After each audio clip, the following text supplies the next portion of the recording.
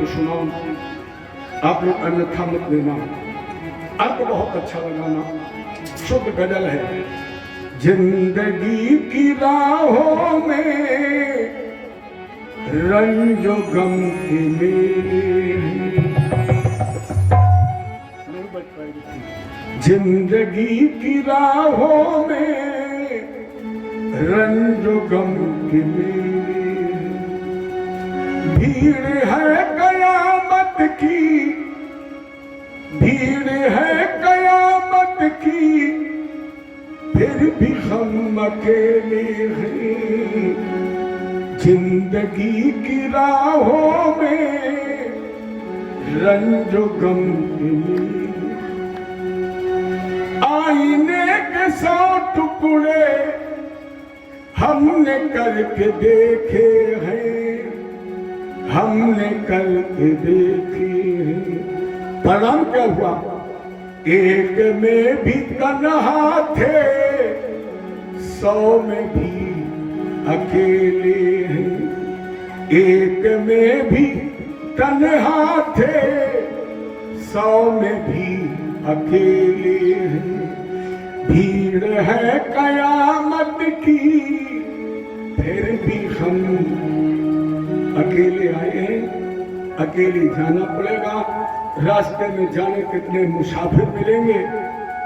जाते हो जब भरथना से कानपुर वाली ट्रेन में, न जाने कितने मुसाफिर मिलते हैं, लेकिन कुछ अंबियापुर उतर जाते हैं, कुछ अछलदा, कुछ शामो, कुछ खसारा में उतर जाते हैं।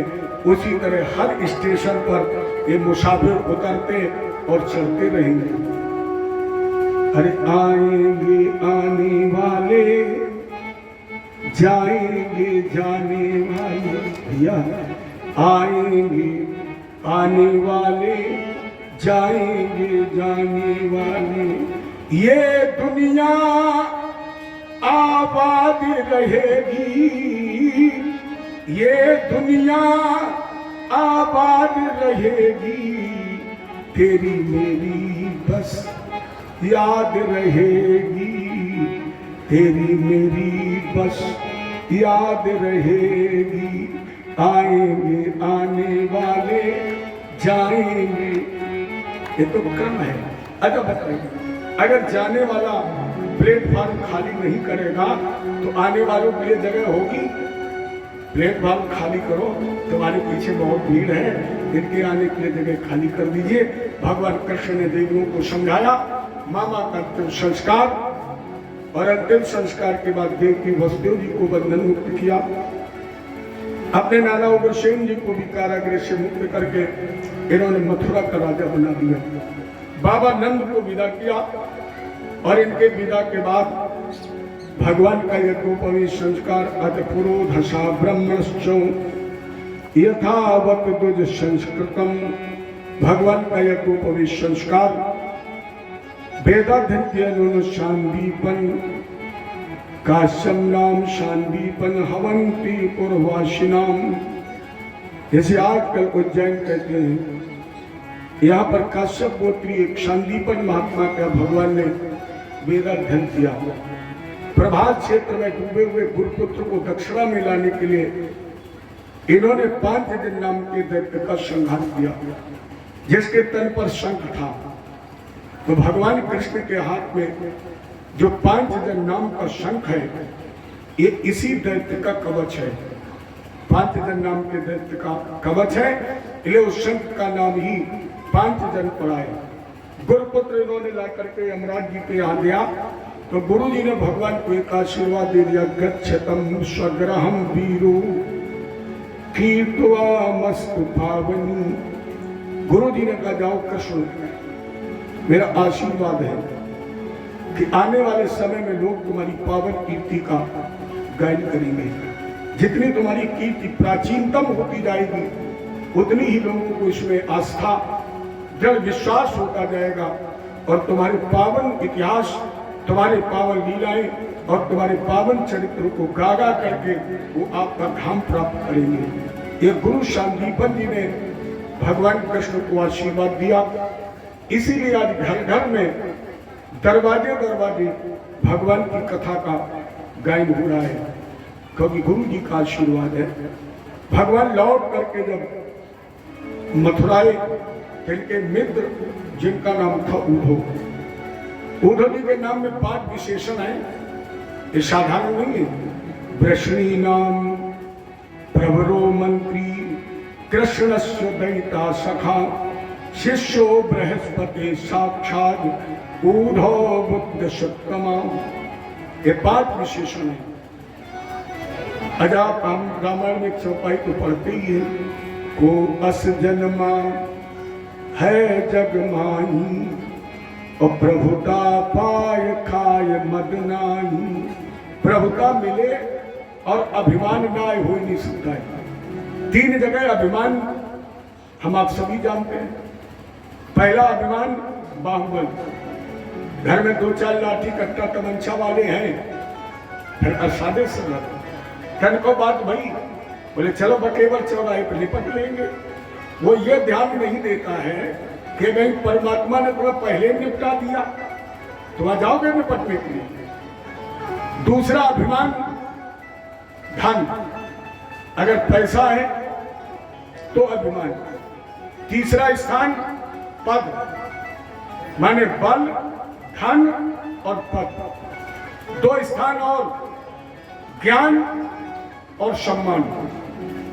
व्यक्ति जिस सम्मान का अधिकारी ना हो और आप उसे अगर सम्मान दे दें तो निश्चित सम्मान प्राप्त करने वाले को अभिमान आ जाएगा। आप कहेंगे शास्त्र प्रमाण, आज ही तो भी आपने सुना कथा के प्रारंभ में, जब भगवान ने गोपियों को विशेष सम्मान दिया और बोले स्वागतम वो महाभागा प्रियम किम करिवाणी, आइए प्राण प्रिय गोपियों।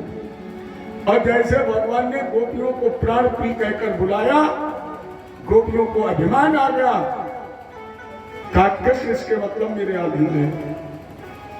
और ज्ञान में अभिमान उद्धव जी को, ज्ञान में अभिमान उद्धव जी को आया है। और जैसे इन्हें अभिमान आया तो भगवान का एक नाम गर्वाहारी है। जब इन्हें भूख लगती है तो अभिमानियों का ये अभिमान ही नष्ट करते हैं। ये उद्धव जी से कहा कि आप व्रत चले जाएंगे, तो मुझे गोपियों की याद आ रही है। सूर्य जी ने लिखा, मोहे ब्रज विसरत नाही उद्धव, मोहे ब्रज विसरत नाही। जब ही सुरती आवत वातन की, जिये मुगत तन नाही। उद्धव मोह ब्रज विशरत नाही। गच्छ उद्धव ब्रजम सौम्य प्रीतोर प्रीतमा वह। उद्धव आज मुझे बहुत याद आ रही है, इसलिए मेरा संदेश लेकर तुम व्रत चली जाओ। उद्धव जी ने कहा आपने तो मेरे मन की बात जानी। कन्हैया बोले मन ही तो मन की बात जानता है। अब उद्धव जी जब चले तो लहके उपदेश और संदेश पन उद्धव चले। सुजस कमाई बे उछा उद्घान में, लेकिन ज्ञान गठरी की गांठ छड़क न जानो कब।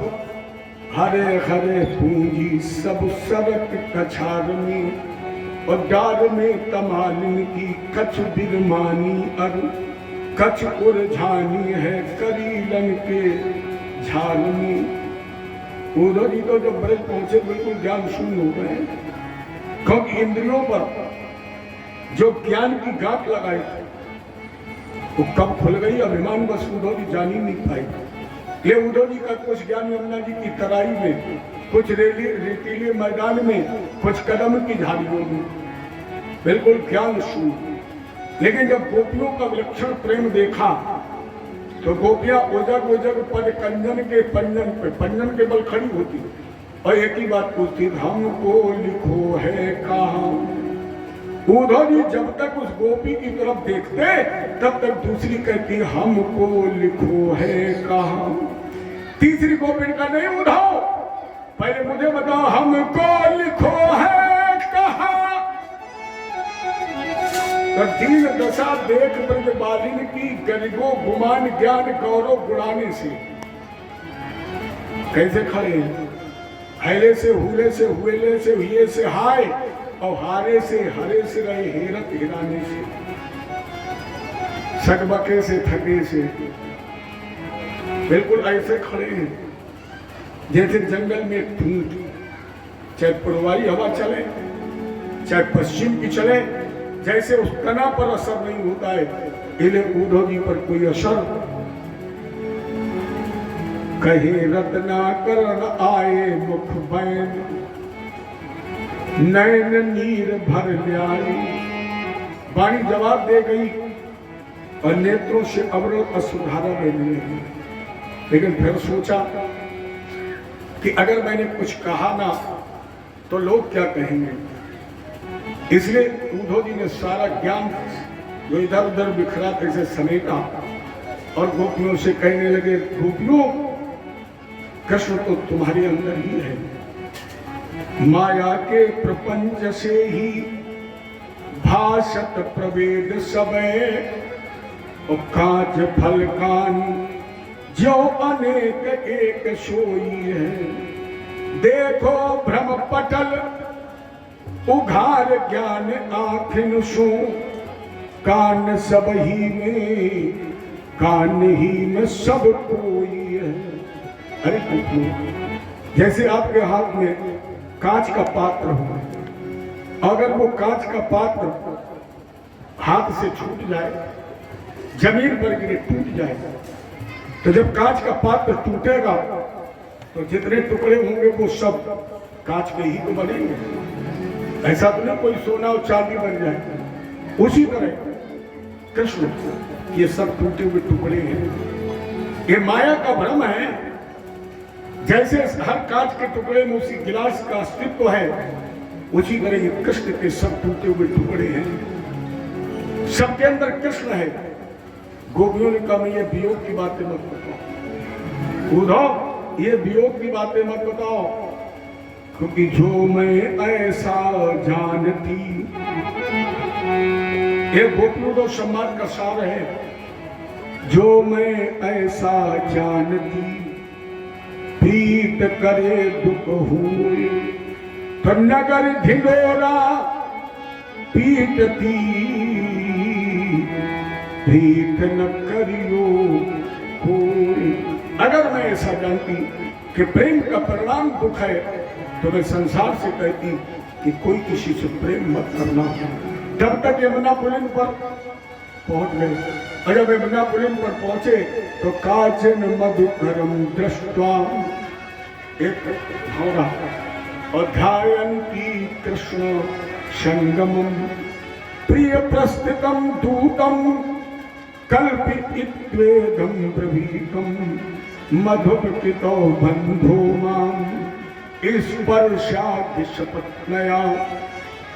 जैसे उस काले घोड़े में राधा जी के पैर पर बैठा, तो आपने देखा होगा घोड़ा काला होता लेकिन मुंह लाल होता है। जैसे लाल मुंह देखा तो गोपियों को कृष्ण और कुब्जा की याद आ गई। इशारा भौरे की तरफ कर रही है, लेकिन व्यंग्य उद्धव से कर रही है। और करे उद्धव सब कार्य अजमाए। मैंने अपने जीवन में बहुत कालों को अजमाया है। काला भौरा, काला कृष्ण, काला कम्मल, लाख भुला लो रंग ना होता हल्का। तो उद्धव सब कार्य अजमाई, कारण की प्रतीत नहीं है, कारण की प्रतीत नहीं है, कारे जहर बुझाई। उद्धव सब कार्य अजमाई। और बताऊं, कोयल के सुत कागा पाले, हंस हंस कंठ लगाई। कोयल के सुत कागा पाले, हंस हंस कंठ लगाई। अब बड़े भय जब उड़न लागे, बड़े भये जब उड़न लागे कुल अपने को ढाए, ऊँधो सब कारे अजमाई, कारे साप पिटारी पाले, हंस हंस दूध पिलाई। लेकिन बड़े भये जब रेंगन लागे, बड़े भये जब रेंगन लागे, तो उंगली माँ डस खाई, ऊँधो सब कारे अजमाई। और कहा गोपियों केवल कारे नहीं, तो ऊँधो गोरे थे, ये गोपियों का कारे नहीं, ऊँधो सब गोरे अजमाई। गोरे में किसे अजमाया? बोले बगुला को। तालाब में बैठता है, एक पैर पर खड़ा होता है, एक तरफ सर रख लेता, आंखें बंद। मछलियों ने कहा कि महाराज जी जल समाधि लगाए, चलो संत भगवान का दर्शन कर ले, कल्याण हो जाएगा। और जैसे मछलियां दर्शन करने गई, तो बाबा जी एक ही दान 3-4 गटक गई। मैंने देखा है पृथ्वी में ऊसर बिल्कुल भूरी, लेकिन बाबा ने लिखा ऊसर बीज भय फल जथा। और देखे कौन बड़े कलयुग में नेता, चुनाव के समय देखो कुर्ता पैजामा में एक दाग नहीं। अरे चुनाव आयोग कभी कभी ये कहता है कि अगली बार चुनाव होगा 4 चरणों में, लेकिन ध्यान दीजिए वो चाहे वोट 15 चरणों में पड़े, लेकिन चुनाव हमेशा 2 ही चरणों में होता है। पहला चरण आपके चरण, नेता का सर पहला चरण, और जहां चुनाव जीत गया फिर तुम्हारा सर और नेता के चरण। तो 2 ही चरण तो है तुम्हारे और नेता के, खमखा 15 चरण के चक्कर में पड़े। पहला आपके चरण, नेता की शरण है। तो कहा मैंने देखे नेता कुर्ता पैजामा में एक दाग नहीं और चुनाव जीत जाए। अब तो हमने देखा प्रधानी लोग 4-4 बीघा बेच के लड़ जाते। क्यों? पहले प्रधान बेचारे पूरी जिंदगी चलते टूटी साइकिल पर, अब मिल जाए पंचवर्षीय 3 महीना कब है जब प्रधान जी स्कॉर्पियो पर, लेकिन नीचे तो रुकते ही नहीं। खैर ये दुनिया का तमाशा है। तो कह रही गोपियां हमने उद्धव गोरे और काले सब अजमाए हैं, निष्कर्ष ये निकाला कि संसार में अपना 7 महीने तक उद्धव जी रुके और 7 मास में एक परिवर्तन हुआ है। जो उद्धव निराकारोपासक बनाने गए थे, वो निराकारोपासक को नहीं बना पाए, बल्कि खुद साकारोपासक हो गए। और जब लौट कर चले तो निकल रहा था राधे राधे श्री राधे। गोपियों ने कहा नाम को बताइयो जताई नाम उद्धव बस। जब तुमने देखा ये मत बताना, फिर क्या करना? नाम को बताइयो जताई नाम उद्धव बस, श्याम सो हमारी राम राम कह दीजियो। केवल राम राम कह देना। अब उद्धव जी ने कृष्ण से क्या कहा? बोले कहा लो कहिए ब्रज की बात, सुनो श्याम तुम बिन उन लोगन जैसे दिवस बिहात, कहा लो कहिए ब्रज की बात। करिया गोपी ग्वाल गाय गो सुत सब, मलिन बदन कृष गात, सूर श्याम संदेशन के डर, पथिक न उही मत जात, कहा लो कहिए ब्रज की बात। भगवान बोले इसीलिए तो हम कहते थे उद्धव मोय ब्रज विश्रुत नाम। इसका जो मुख्य बिंदु है उस पर हम एक प्रकाश, एक लाइन, विरह जगावत प्रेम को, ये गोपी उद्धव संवाद का सार है। विरह जगावत प्रेम को, प्रेम जगावत जीव, जीव जगावत पीव को, पीव पीव सो पीव। मिलने के बाद जब वियोग होता है तभी प्रेम जागता है, तभी प्रेम अमर होता है। और मिलने के बाद अगर वियोग ना हो तो प्रेम जिंदा रहेगा कि मर जाएगा? 10-5 दिन में खत्म हो जाएगा। लोग कहेंगे पंडित जी कथा करने आए थे तो ही बिल्कुल ठीक पे रह गए, खत्म सम्मान। तो प्रेम को अगर अमर करना है तो मिलने से पहले वियोग की तैयारी करनी। और जब वियोग होगा तो प्रेम जागेगा, प्रेम से जीव जागता है, और जब जीव प्रेम से जाग जाता है तो प्रेम के प्रति परमात्मा को जागृत कर देता है। ये गोपी उदो संवाद से संदेश मिलता है। इसके बाद भगवान कृष्ण ने 17 बार जरासंध को 23 अक्षणी सेना लेकर के गया है। अस्थि प्राप्त कंसस्य महिषो भरतर स्रव मृते भरदार दुखार्ते इत ईश्वर प्रतुर्ग्रहण। मगध नरेश जरासंध के 2 कन्याएं थी, अस्थि और प्राप्ति। ये 23 औक्षणी सेना, यानी एक औक्षणी सेना में 21,870 रथ, 21,870 हाथी, 1,09,350 सिपाही, 65,610 घोड़सवार। ये एक औक्षणी सेना की गणना है, जिनका कुल योग फल है 2,18,700। भगवान ने ऐसी जरासंध की 17 बार 23 औक्षणी सेना का संहार किया। अष्टादशम संग्रामी, 18वीं बार जब जरासंध तैयारी कर रहा था तो नारद जी ने कहा आपकी बार भर्ती करो महात्माओं की, आपकी बार भर्ती करो ब्राह्मणों की, पंडितों की। जरासंध ने कहा ठाकुर जी से हम युद्ध करने जा रहे हैं और तुम करो पंडितों की भर्ती करो, वहां कोई पूजा पाठ होगी? अरे वहां हवन थोड़ी होने, न कथा होने, वहां तो धनुष बाण चलेंगे, तीर तलवार चलेंगे, और आप कह रहे हैं भक्ति करो पंडितों की। नारद जी ने कहा पागल मत बनो, परमात्मा अगर हारता है तो केवल संतोष है। भगवान जब भी हारते हैं तब ब्राह्मणों से आते हैं, भीतर से नहीं हराया जा सकता है। तो जरासंध ने भर्ती कर लिया।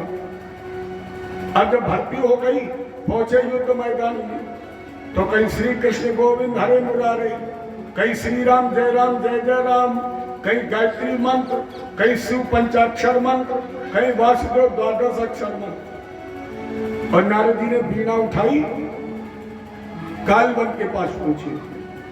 देखो कालवन को भगवान कृष्ण ने नहीं मारा है, क्योंकि कालवन भगवान कृष्ण के कुल पुरोहित गर्गाचार्य जी का सगा नाती है।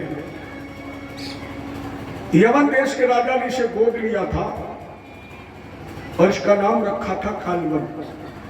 गर्गाचार्य जी के पुत्र का नाम था शेषायन, इनको गार्गे भी कहते थे, जिन्होंने अपने पुरुषत्व को सिद्ध करने के लिए गोपाली नाम की अप्सरा से इसे पैदा किया।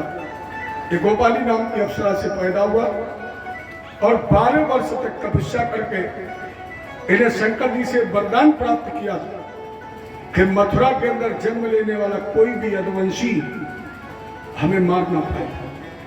इन्हें भगवान ने नहीं मारा, पीठ दिखाकर कालवन के सामने से क्यों भागे? यहां हम आप एक भूल सुधार भी करें। जैसे हम आप कहीं तीर्थ या मंदिर में जाते हैं, परिक्रमा करते हैं, तो मंदिर के पीछे भी पूजा करते हैं, कभी मत करिए, क्योंकि अगर आपने ये किया है तो आपका जो पुण्य है वो नष्ट हो जाएगा। ये बिल्कुल सुधार करें कि कभी भी मंदिर के पीछे ना तो जल चढ़ाएं, न मंदिर के पीछे पूजा करें, और न मंदिर के पीछे पुष्प, न धूपबत्ती, न अगरबत्ती। इससे लाभ के बजाय आपका नुकसान होगा, आपका जो पुण्य होगा वो नष्ट हो जाएगा। ये आपने देखा होगा अधिकांश मंदिरों में लोग या तो पीछे कोई चित्र टांग देते हैं या जल निकासी कर देते हैं, जो उसका लोग पाठ कर लेते हैं, लेकिन पूजा मत करिए। जैसे अपने यहाँ मंदिर बने हैं तो इन मंदिरों में हो सकता है ऐसी व्यवस्था ना हो, और आप परिक्रमा करें तो कभी भी मंदिर के पीछे प्रणाम मत करें, क्योंकि अगर आपने भगवान की पीठ पर प्रणाम किया है तो आपका जो पूर्ण जो सत्कर्म है वो नष्ट हो जाएगा। और इसीलिए भगवान, क्योंकि कालवन 12 वर्ष का तपस्वी है, तब तक भगवान भागे इसे पीठ दिखाकर जब तक कालवन के 12 वर्ष की तपस्या का फल नष्ट नहीं हो गया और इसका सारा पूर्ण भगवान की पीठ देखने से नष्ट हो गया, तब भगवान ने राजस्थान में गंधमादन पर्वत धौलपुर के पास यहीं पर मुचकुंद नाम का राजा सो रहा था। इसी में गुफा में प्रवेश करके भगवान ने मुचकुंद के माध्यम से कालवन को भस्म करा दिया। यहीं पर भगवान का चतुर्भुजी रूप में दर्शन हुआ।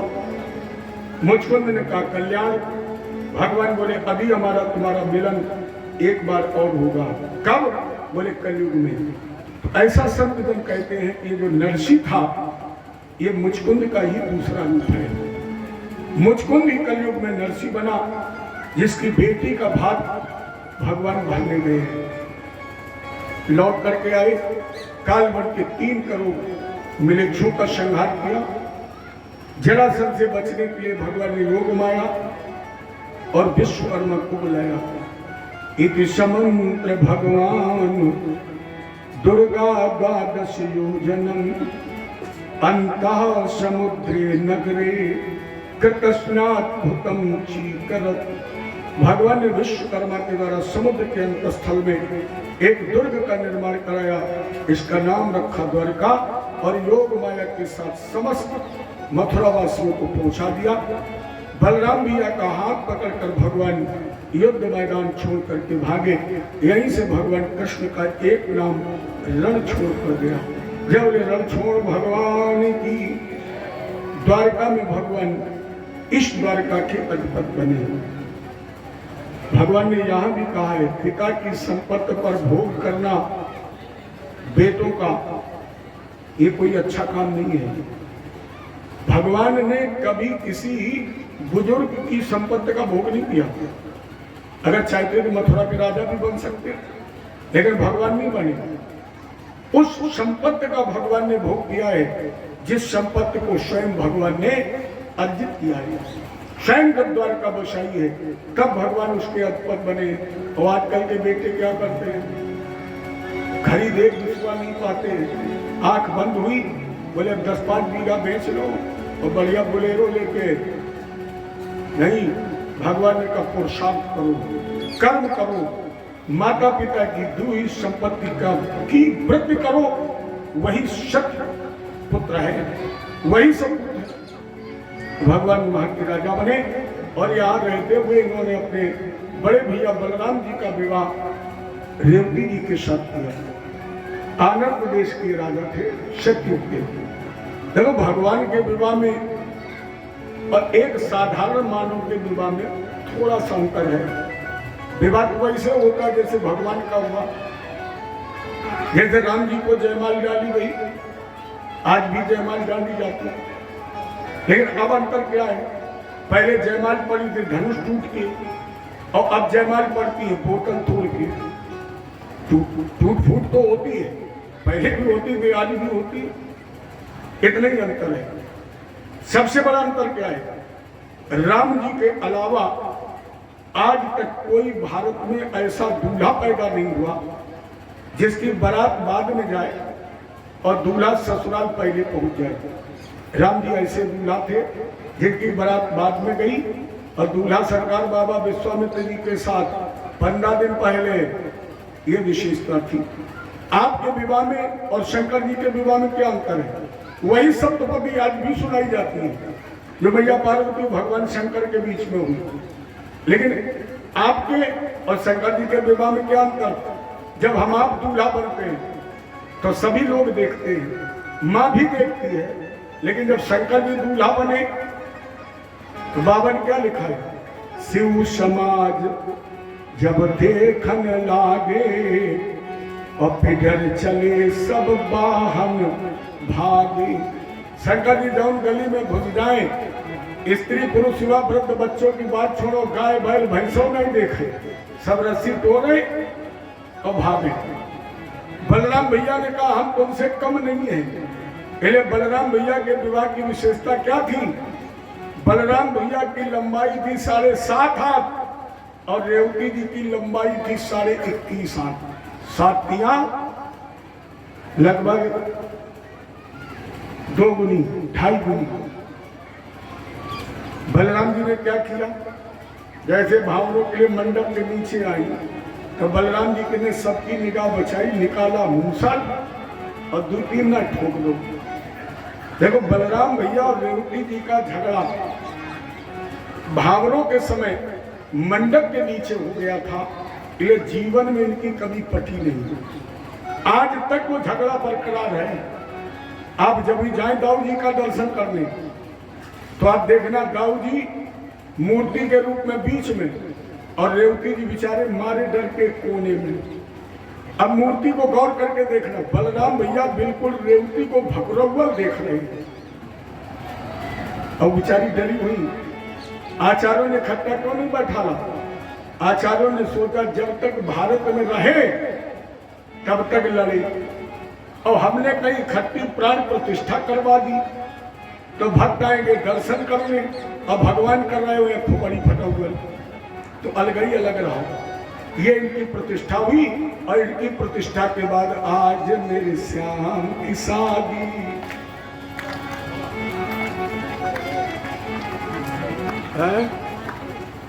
झांकी बन रही। जय बोले कृष्ण भगवान की। तो ब्रह्मणा चोदिता प्रादात बलाये थे पुरोदितम। एक ब्राह्मण के संदेश पर भगवान कृष्ण ने भीष्म की पुत्री रुक्मिणी का हरण करके गांधर्व से विवाह किया। राजा परीक्षित ने प्रश्न किया, भगवान भीष्म सुताम रुक्मिणी रुचिराननाम राक्षसेन विधानेन उपगे में इति सुतम। महाराज ये भीष्म कौन है? और भीष्म की पुत्री रुक्मिणी का भगवान ने हरण क्यों किया? क्योंकि उस समय तो कोई ऐसा राजा नहीं होगा जो ये ना चाहता हो कि हम अपनी बेटी का विवाह कृष्ण के साथ कर दें। तो ये गांधर्व से विवाह क्यों हुआ? सुखदेव जी बोले, राजा सुशील भीष्म को नाम विदर्भाद पतिर महान 10 पंचा भवन पुत्रा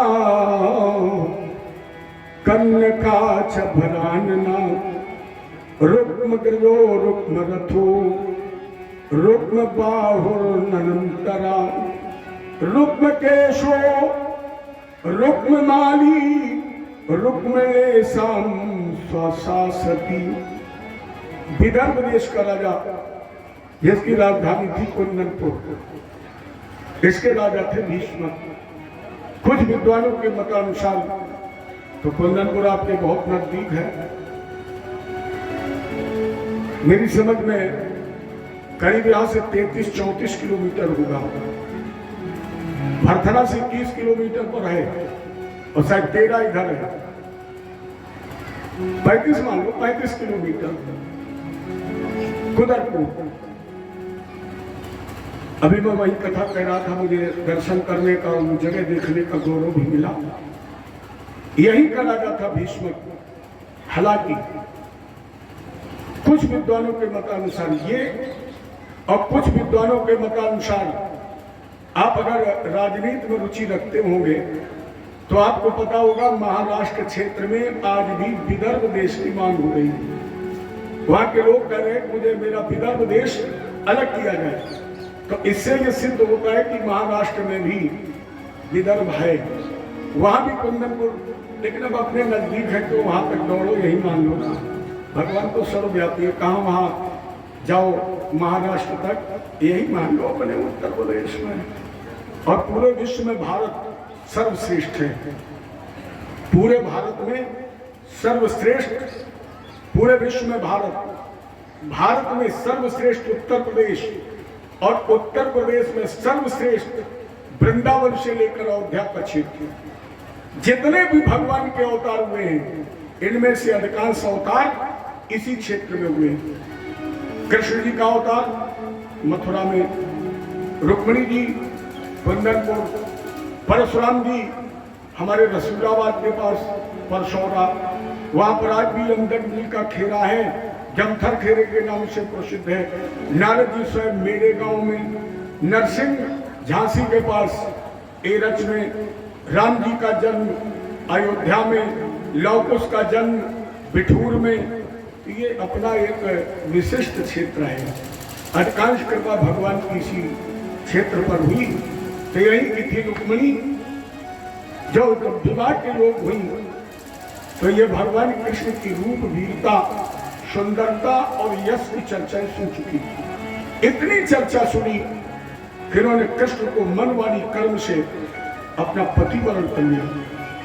राजेंद्र हालांकि भीष्म ये चाहता था कि मेरी बेटी का विवाह कृष्ण के साथ ही हो, लेकिन जो ज्येष्ठ पुत्र है रुक्मी, देखो बेटा अगर बराबर हो जाए तो लोग तो यहाँ तक कहते भाई का नहीं उसे बाप का दर्जा दो, फिर बगैर उसकी सलाह के कोई काम नहीं करना चाहिए। तो जो बड़ा बेटा है रुक्मी, ये कृष्ण द्रोही है।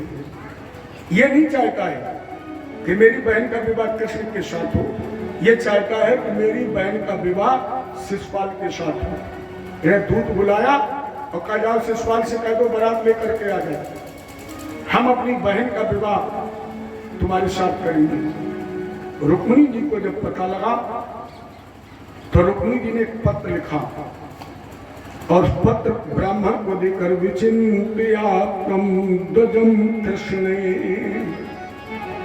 कृष्णाय प्राञ्जलि द्रुतम्। ब्राह्मण को पत्र दिया और कहा महाराज इस पत्र को शीघ्रात शीघ्र कृष्ण के पास पहुंचा दो, कानो कान किसी को खबर ना हो। ब्राह्मण ने वो गोपनीय पत्र रुक्मिणी जी का लिया। द्वारिका सा समभ्यक्तई प्रतिहारे प्रवेशिता। ब्राह्मण ने मार्ग तय करके द्वारका में प्रवेश किया। द्वारकावासी इस ब्राह्मण को पत्र के समेत कन्हैया जी के पास ले गए।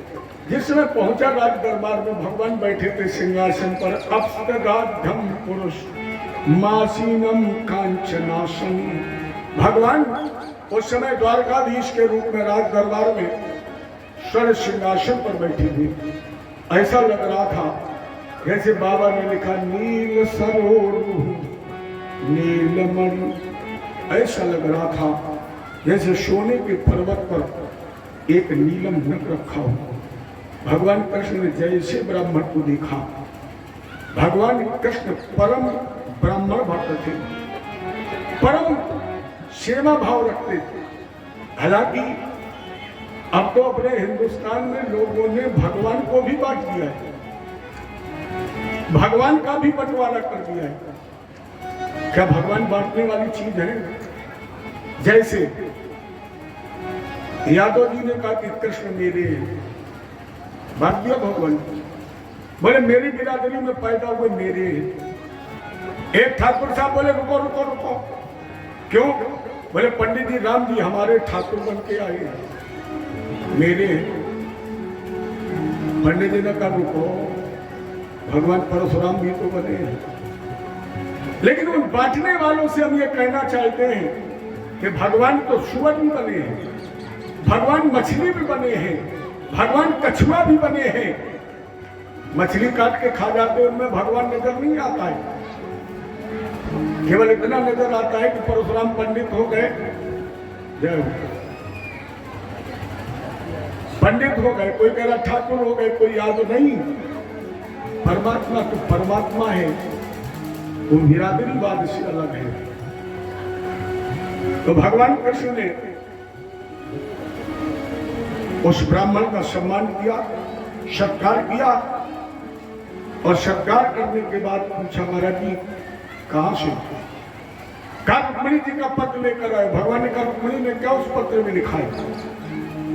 कन्हैया ने जब उस पत्र को पढ़ा तो लिखा था श्रुत्वा गुणान भुवन सुंदर सुनमतामपि और निर्विश्य कर्ण विवरे हत अंग तापम रूपम द्रसाम द्रसिमताम खिलाथ लाभम अपयच्युता विशत चित्तम पत्र पामी कातम मुकुंद महती कुलशील रूपा विद्यावयोधम विरात्मकुल्लम धीरा पदम कुलवतीम न प्रणीत कन्या अकाले नरसिंह नरलोक मनोभिरामम तन में भवान खलु व्रतः पतिरंग जाया अमात्मा पितृश्च भवतोत्र हो विदेहि। रुक्मिणी ने उस पत्र में लिखा श्रुत्वा गुणान भुवन सुंदर तृणवतामुखी कन्या, जब से मैंने आपकी रूप वीरता यश पराक्रम की चर्चा सुनी है, रूप वीरता यश पराक्रम की चर्चा सुनकर मैंने आपको अपना प्रतिकरण कर लिया है। ये कान अब आपकी रूप वीरता और यश की चर्चा सुनने के लिए धीरे में चल रही है, लेकिन यहाँ आप मुझे पत्नी के रूप में स्वीकार कर लीजिए, क्योंकि आपको महान है। ऐसा लोग कहते हैं कि धीरों में आप राम हैं, गंभीरों में राम हैं, आप वीरों में भी नरसिंह हैं। ये आप मुझे अपना लीजिए। हे नाथ दया के सागर हो, बिनती प्रभु मेरी सुन लेना, और मैं पत्र भेजती हूँ भगवन, जल्दी से मेरी सुध लेना। रुक्मिणी जी ने लगा है समय नहीं अब देरी का, दिन शोक सिंधु में डूब रहा है, समय नहीं अब देरी का, दिन शोक सिंधु में डूब रहा। दासी रो रो कर कहती है, हे दीन बंधु अपना लेना, मैं पत्र भेजती हूँ भगवन, जल्दी से मेरी सुध लेना। यदि पत्र देख कर न आए तो शिशुपाल दुष्ट आ जाएगा। यदि पत्र देख कर न आए शिशुपाल दुष्ट आ जाएगा। अपने प्राणों की घात करूं, ये ढेर हमारी सुन लेना, मैं पत्र भेजती हूँ भगवन, जल्दी से मेरी सुध लेना। तो श्रुत्वा गुणान भुवन सुंदर सुनमतामती, जैसे भगवान ने वो पत्र पढ़ा, पंडित जी जितनी शीघ्रता में आप आए हैं उतनी जल्दी आपको जाना भी पड़ेगा। कह देना रुक्मिणी जी से कि कृष्ण ने तुम्हारा निमंत्रण स्वीकार कर लिया है और बताए हुए स्थान पर रथ पहुंच जाएगा। अपना लेंगे हम रुक्मिणी। तो ब्राह्मण को विदा किया। अब बुलाया भगवान कृष्ण ने अपने रथ हाँकने वाले दारुक को, कब ये रथ तैयार करो। दारुक ने पूछा कहाँ चलना है। भगवान बोले विवाह करने। दारुक ने कहा ये कैसा विवाह, जिसमें कोई लड़का देखने नहीं आया, न परीक्षा न फलदान न परात, सीधे सीधे शादी। कन्हैया बोले देखो चर्चा बाद में होगी, विवाह पहले होगी।